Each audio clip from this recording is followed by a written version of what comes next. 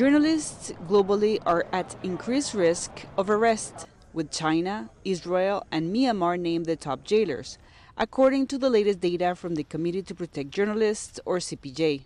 Globally, 361 journalists were detained for their work as of December 1st, 2024. But CPJ says the data is only a snapshot of the numbers arrested during the last 12 months. A far higher number of that will have cycled through the legal system in some way during the course of the year.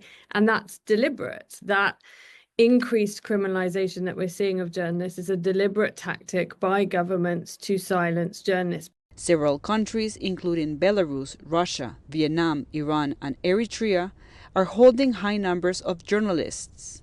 In Israel, the number held has more than doubled.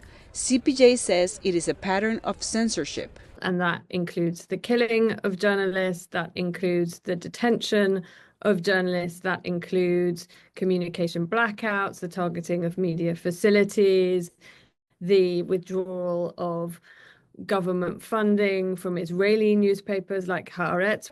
Israel did not respond to a request for comment, but it has previously denied that journalists are targeted. China remains the worst jailer of journalists, with more than 50 behind bars. Among them is pro-democracy publisher Jimmy Lai, who is in custody and on trial in Hong Kong. The elderly Lai is facing national security charges in a case widely viewed as politically motivated. His international legal team says the case shows how laws are used against journalists.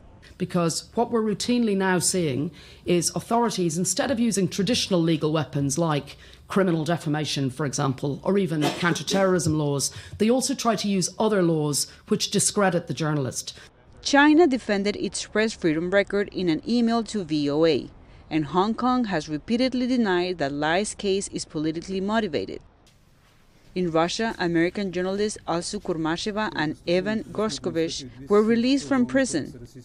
But the country still ranks as the fifth worst jailer, with 30 journalists behind bars.